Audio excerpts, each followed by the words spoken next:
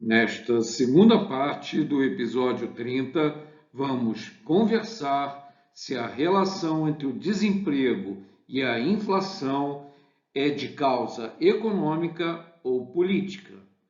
Meu nome é Luiz Azevedo e espero que você goste deste episódio. Então, a relação entre essas duas variáveis, inflação de preços e aumento do desemprego no longo prazo, não é nem direta e nem necessária, mas historicamente casual. Portanto, não se trata de um postulado a priori da teoria econômica.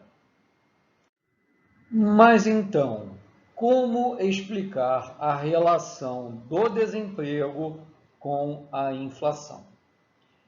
Para isso, é necessário recorrermos não a uma teoria econômica, mas a uma teoria política. Mais especificamente, a uma teoria sobre como as instituições políticas reagem a um aumento do desemprego. Seguindo o diagrama do slide, temos que o governo gasta muito e gasta mal e gera déficits fiscais, prejuízo, rombo fiscal. Aí, o governo, em vez de reduzir suas despesas, aplica uma política de expansão monetária, que a gente simplifica como a de imprimir mais moeda. Veja episódio 25 sobre inflação.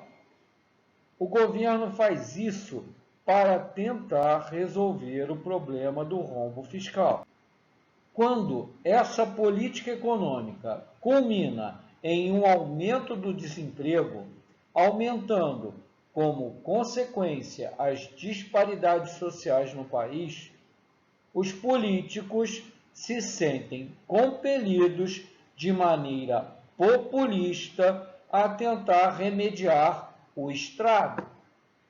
Logo, as consequências de uma expansão monetária inflacionária, ou seja, o desemprego e a disparidade social, criam incentivos para novas intervenções políticas na economia.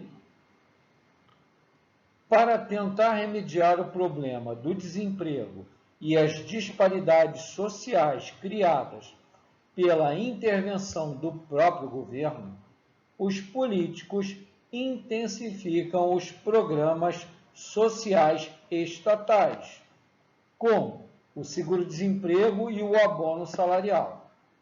Isso aumenta o custo para o governo e aí os políticos aumentam os impostos para financiar os maiores gastos sociais do governo.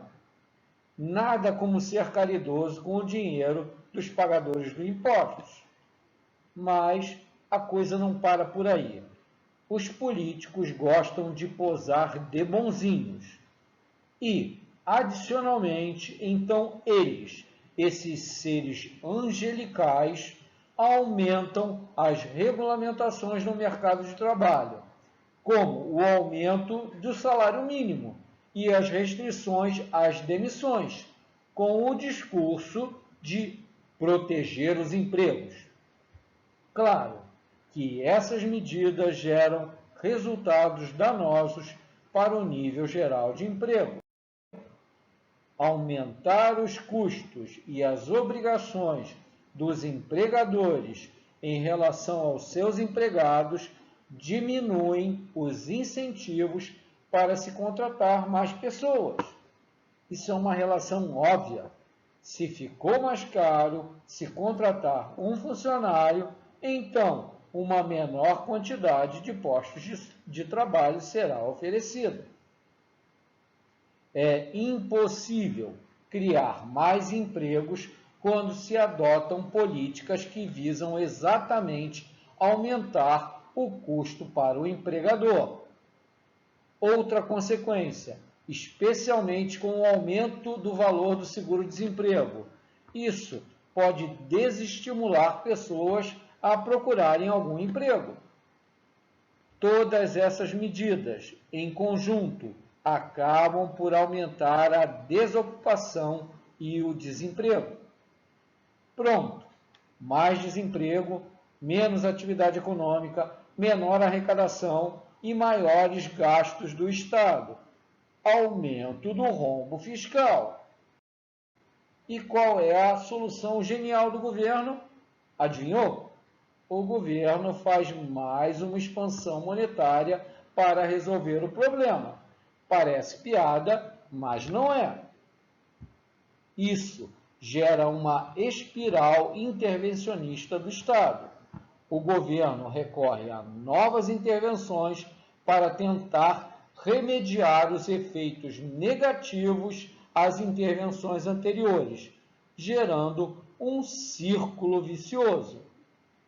Essa é a tese defendida pelo economista Ludwig von Mises sobre esse tema, que, acrescentando-se a análise política à análise econômica, torna-se possível explicar o elo entre a inflação e o desemprego no longo prazo. Fantástica a charge do slide, né? Portanto, foi a intervenção inicial do governo, redução artificial dos juros, para estimular a expansão do crédito, o que causou a inflação de preços. E foram as novas intervenções do governo para remediar as consequências não previstas da expansão do crédito, o desemprego, o que tornou o mercado de trabalho menos flexível, levando ao desemprego institucional. Como corretamente sugeriu Milton Friedman, a relação entre inflação e desemprego é dependente das decisões políticas e cabe à política aboli-la. Na terceira parte do episódio 30, vamos demonstrar como a curva de Phillips de inflação versus desemprego se relaciona com as curvas de demanda agregada e de oferta agregada no curto e no longo prazo. Meu nome é Luiz Azevedo e muito obrigado pela sua audiência.